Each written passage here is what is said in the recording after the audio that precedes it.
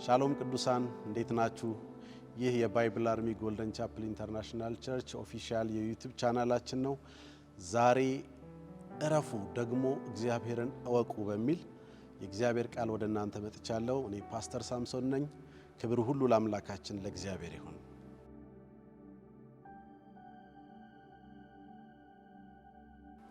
መዝሙር 46 ላይ እንደዚህ የሚል ቃል አለ። አምላካችን መጠጊያችንና ኃይላችን ነው፣ ባገኘን በታላቅ መከራ ረዳታችን ነው። ክብር ለኢየሱስ ይሁን። መጽሐፍ ቅዱስ መከራ እንደማያገኘን ተዘልለን እንደምንኖር ምንም ነገር እንደማያገኘን መንገዳችን ሁሉ አልጋ ባልጋ እንደሆነ አድርጎ አያስተምረንም።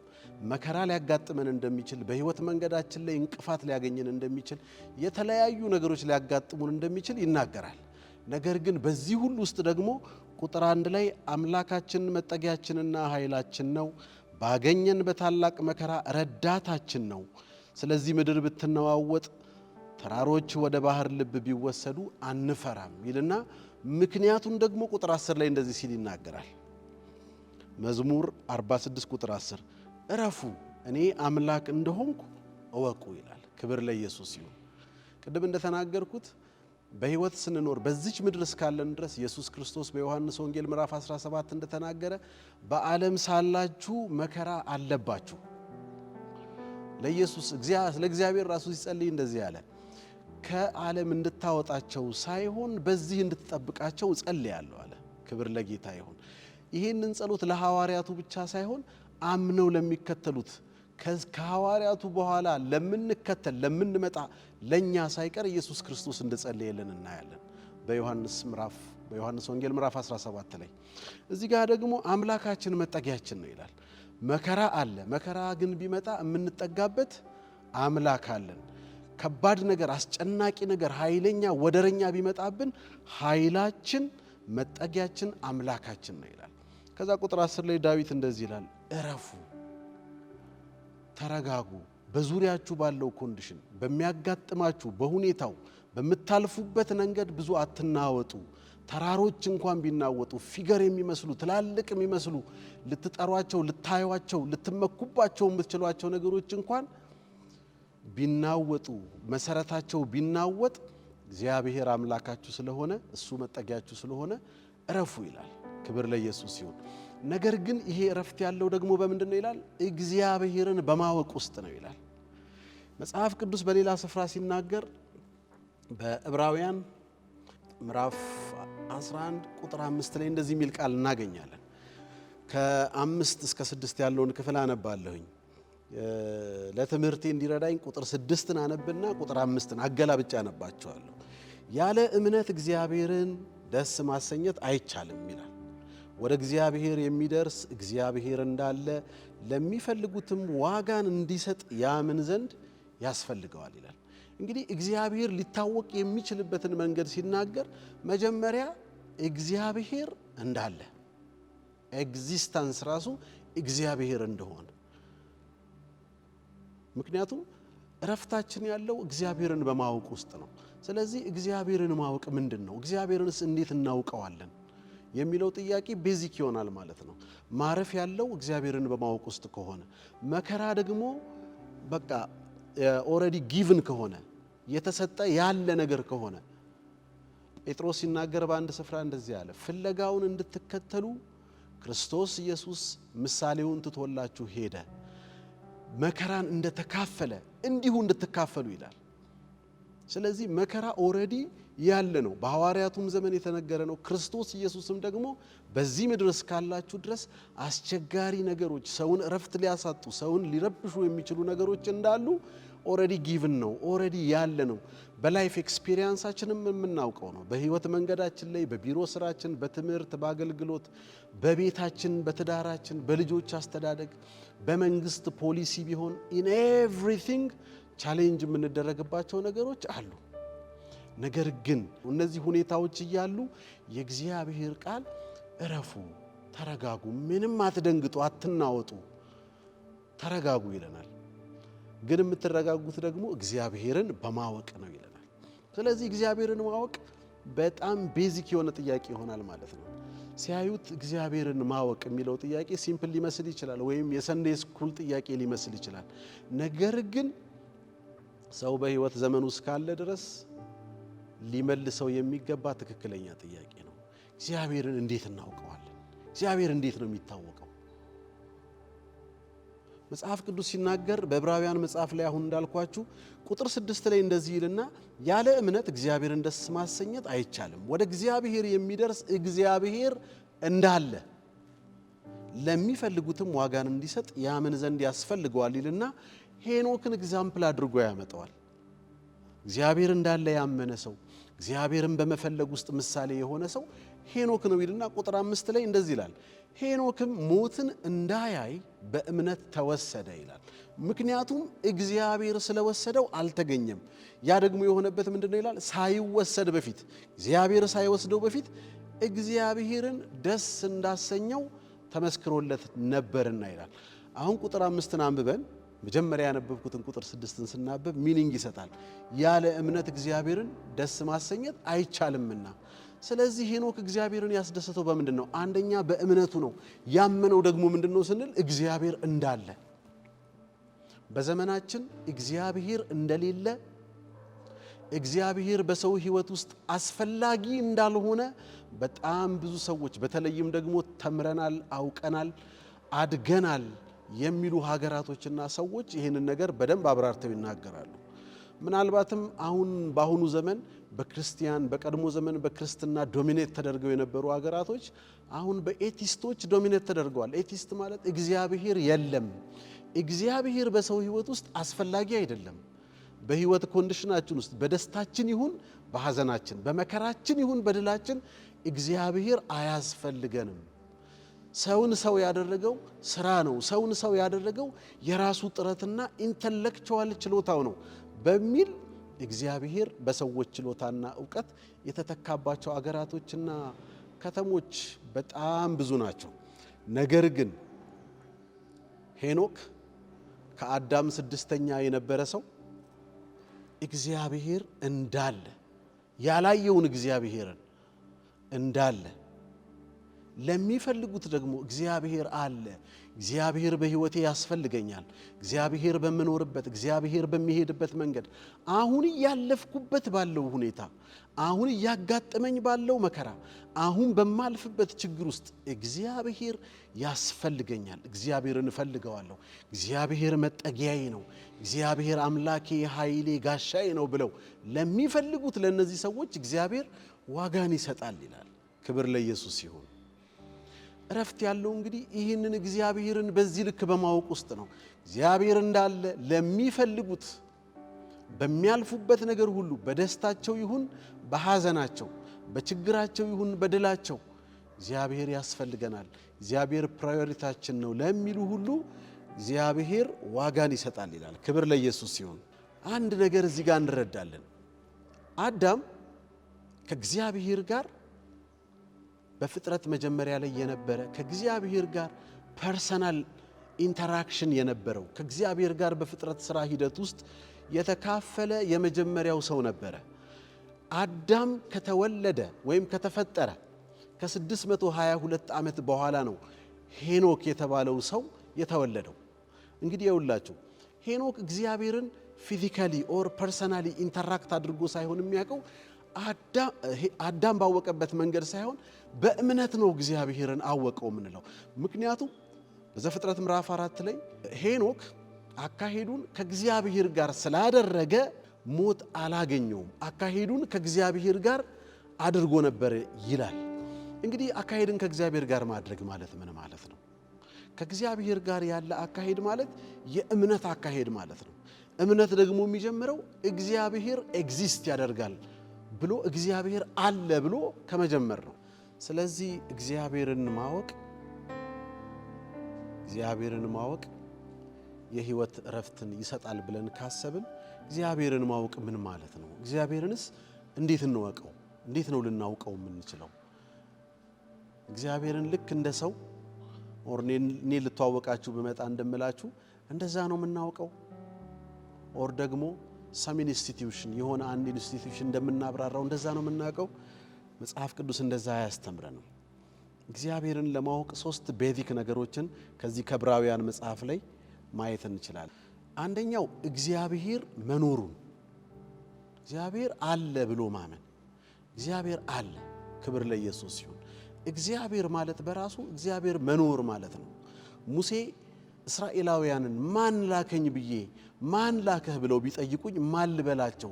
እግዚአብሔር ማን ነው ብለው ቢጠይቁኝ ማን ልበላቸው ሲሉት እግዚአብሔር እንደዚህ ብሎ አለው፣ ያለና የነበር። ክብር ለኢየሱስ ይሁን። እግዚአብሔር መኖር ነው። ልክ በቃ ይሄን ስቴትመንት ስናየው እግዚአብሔር ማለት ራሱ ኤግዚስተንስ ነው። እግዚአብሔር ፊትም የነበረ ነው፣ ደግሞ ወደፊትም የሚኖር ነው በላቸዋል።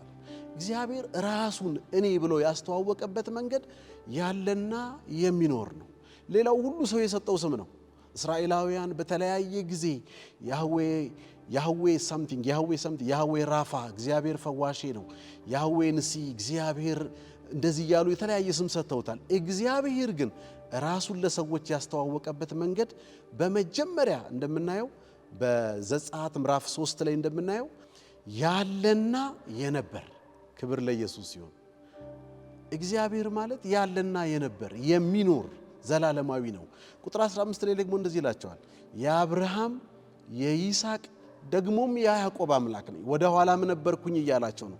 ለነሱ ሊገባቸው አንደርስታንድ ሊያደርጉት በሚችሉት በአባቶቻቸው እድሜ ያስረዳና ደግሞ የልጅ ልጆቻችሁም አምላክ ነኝ ይላል። ክብር ለኢየሱስ ይሁን። ይህንን እግዚአብሔር ራሱን ያስተዋወቀበት መንገድ እግዚአብሔር ያለሁና የምኖር፣ እግዚአብሔር ማለት ኤግዚስተንስ ማለት ነው እያላቸው ነው። ክብር ለኢየሱስ ይሁን። ሁለተኛው ደግሞ እግዚአብሔር እግዚአብሔርን የምናውቅበት መንገድ ከልብ በመፈለግ ነው። ወይም እግዚአብሔር ለሚፈልጉት ዋጋን ይሰጣል ይላል። ሲክ ለሚያደርጉት ነው የሚለው የእንግሊዘኛው። ሲክ የሚለው የእንግሊዘኛ ትርጉም ፕራዮሪቲ ማድረግ፣ ቅድሚያ መስጠት።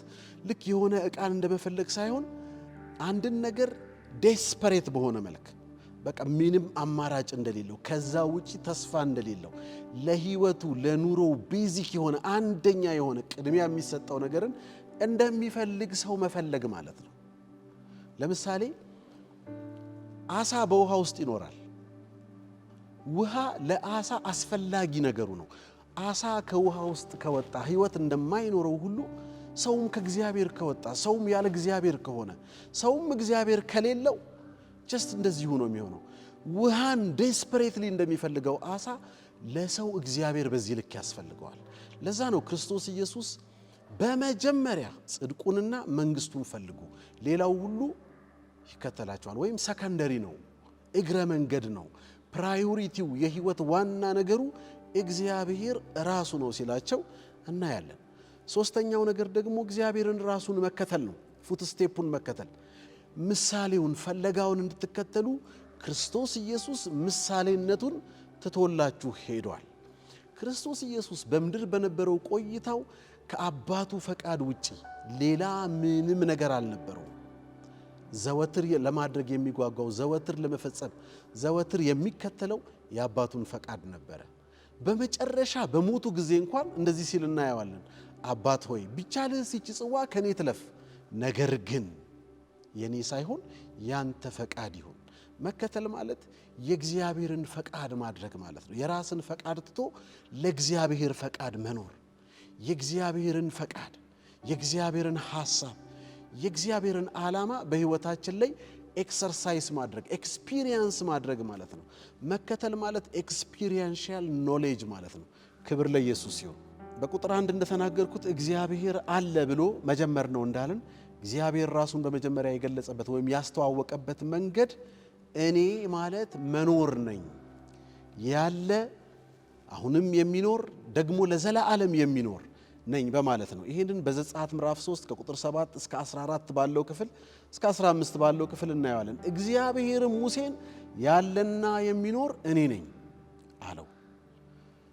እንግዲህ ለእስራኤል ልጆች ያለና የሚኖር ወደ እናንተ ላከኝ ትላቸዋለህ አለው። ክብር ለኢየሱስ ሲሆን፣ ስለዚህ እግዚአብሔር እንዳለ ማመን የእምነት ሁሉ መጀመሪያ ነው። እግዚአብሔርን የማወቅ ከእግዚአብሔር ጋር የመተዋወቅ መንገዱ እግዚአብሔር እንዳለ ማመን ነው። ክብር ለኢየሱስ ይሁን። ዮሐንስም በመጽሐፉ ላይ እንደዚህ ሲል ተናገረ፣ ከቶውንም እግዚአብሔርን ያየው አንድስ እንኳን የለም። እግዚአብሔርን እናምነዋለን እንጂ ፊዚካሊ እኔን እንደምታዩኝ እንደዚህ እግዚአብሔርን ልታዩት አትችሉ። መጽሐፍ ቅዱስ እንደዛ አያስተምርም። እግዚአብሔር ኢሜጅም የለውም፣ ፒክቸርም የለውም፣ ፎቶም የለውም፣ ምሳሌም የለውም። የተቀረጸውን ምስል ሰራተኛው ሰርቶታል ይላል መጽሐፍ ቅዱስ ሲናገር። እኔን በማን ትመስሉኛላችሁ? በጣም እኮ የሚገርም ነው። እግዚአብሔር ሰማይ ዙፋኔ ነው፣ ምድር የእግሬ መረገጫ ናት። እኔን ሊገልጽ የሚችል ምንም አይነት ፊገር የለም። ጀስት ቢሊቭ ሚ እያለ ነው። እመኑኝ። እኔ የምታወቀው በማመን እንዳለሁ በማመን የምኖር ነኝ፣ የነበርኩ ነኝ፣ አልፋ ነኝ፣ ኦሜጋ ነኝ፣ መጀመሪያም ነኝ፣ ደግሞ ዘላለማዊም ነኝ እያለ ነው። ክብር ለጌታ ይሁን። እንዲህ ይላል። ብዙ ጊዜ ሁላችን እግዚአብሔር ሲባል የሚመጣልን ፒክቸር አለ፣ የምናስበው ምስል አለ። ስፔሻሊ የኦርቶዶክስ ባክግራውንድ ያለን የምናስበው ነገር አለ። በዘርፋፋ ቀሚስ ያለ ሽበቱ፣ በፀጉሩ የተንዠረገገ ግርማ ሞገስ ያለው ማጀስቲክ የሆነ ኪንግ እናስባለን፣ ንጉሥ እናስባለን። ነገር ግን እግዚአብሔር እንደዚህ አይደለም። እግዚአብሔር በኮሬብ ተራራ ላይ በዘጸአት ምዕራፍ 19 ላይ ሲገለጥላቸው በእሳት ደግሞም በነጎድጓድ ደግሞም በመብረቅ በከባድ ደመና እንዲሁም ተራራውን በማናወጥ በተለያዩ ፌኖሜናዎች ተግባሮች ተገልጦላቸው ነበር። ለዛ ነው ያስታውሳቸዋል። ዘዳግም ምዕራፍ 4 ቁጥር 15 ጀምሮ እግዚአብሔር በኮሬብ ተራራ በእሳት ውስጥ በተናገራችሁ ቀን ምንም አይነት መልክ ከቶ አላያችሁም። ምን እያለ ነው? ስለ እግዚአብሔር ምንም አይነት ፒክቸር ለመውሰድ አትሞክሩ እያለ ነው። እግዚአብሔርን ጀስት እግዚአብሔር እንደሆነ እመኑት። እግዚአብሔር እንዳለ ቀድሞ የነበረ ደግሞ ዘላለም የሚኖር ሁሉን የሚያውቅ ክብር ለኢየሱስ ይሁን።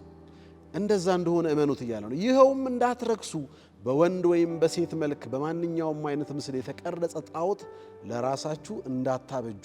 እግዚአብሔር ይህንን ይመስላል ብላችሁ ምንም አይነት ቅርጽ አይኖራችሁ ነው እያለ ያለው።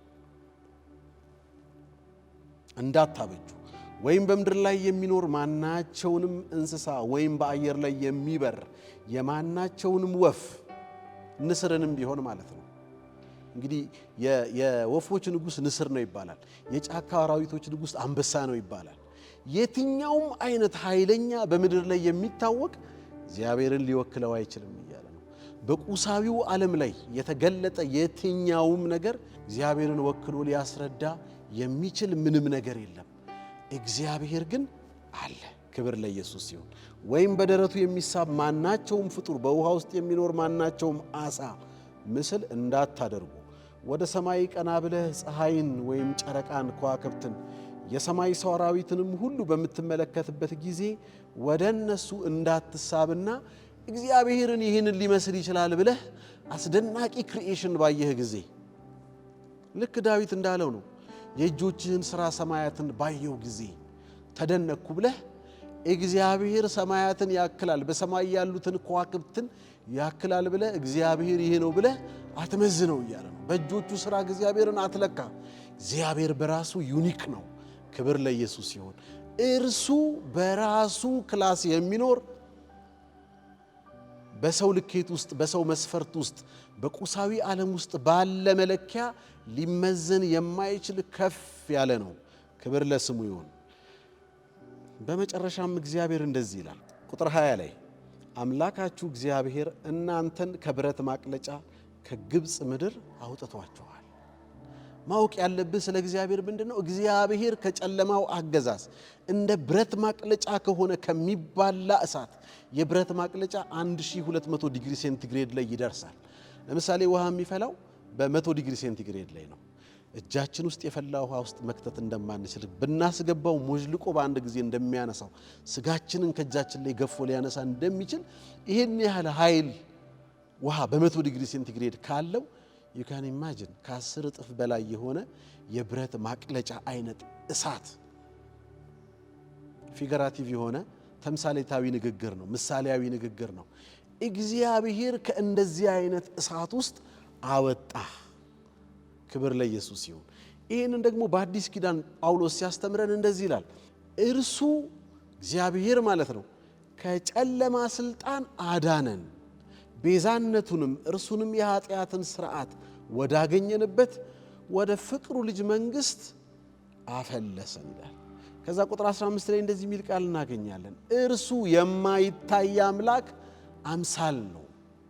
ይሲ እግዚአብሔር በሚታይ ነገር ሪፕሬዘንት ልናደርገው የሚቻል አይደለም። እግዚአብሔርን ልናውቅበት የምንችለው ልክ ምንድነው?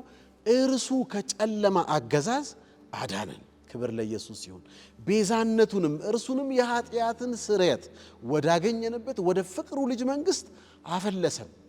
you see the parallels ከግብፅ ምድር እስራኤልን እንደ ብረት እቶን ከሚፋጅ ከሚባላ እሳት ከግብፅ ምድር አወጣው፣ ማርና ወተትን ወደምታፈልቅ ወደ በረከት ምድር አስገባው ይላል።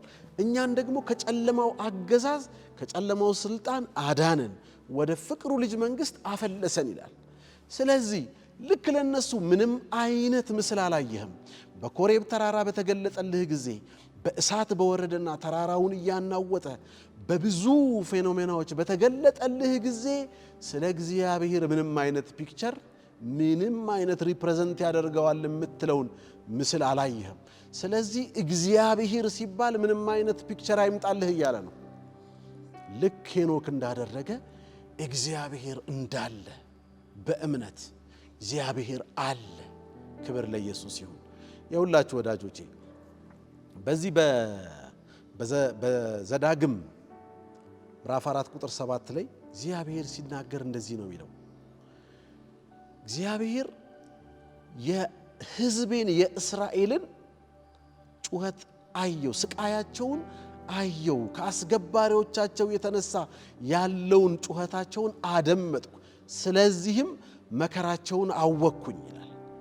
እስራኤል እግዚአብሔርን ባላወቀበት ጊዜ ራሱን እኔ ያለሁና የነበርኩ ነኝ የምኖርም ነኝ ብሎ እግዚአብሔር ራሱን እያስተዋወቃቸው፣ እግዚአብሔር ራሱ ሙሴ ራሱ እግዚአብሔር ማን ነው ብለው ቢጠይቁኝ እግዚአብሔር የሚባል ነገር አያውቁም እነኚህ ሰዎች ምን ብዬ እግዚአብሔርን ላብራራላቸው ብሎ በሚጠይቅበት ሰዓት እግዚአብሔር ግን ስለ እስራኤል መከራና ጩኸት በግብፅ ያለውን ጩኸታቸውን በግብፅ ያለውን ለቅሷቸውን ይሰማ ነበረ። ክብር ለኢየሱስ ይሁን። ዛሬም እንደዛው ነው። ለእግዚአብሔር የምናብራራለት እኛ ባናውቀውም እሱ ያውቀናል፣ እኛ ባንረዳውም እሱ ይረዳናል። ለእግዚአብሔር የምናብራራው መከራ የለም።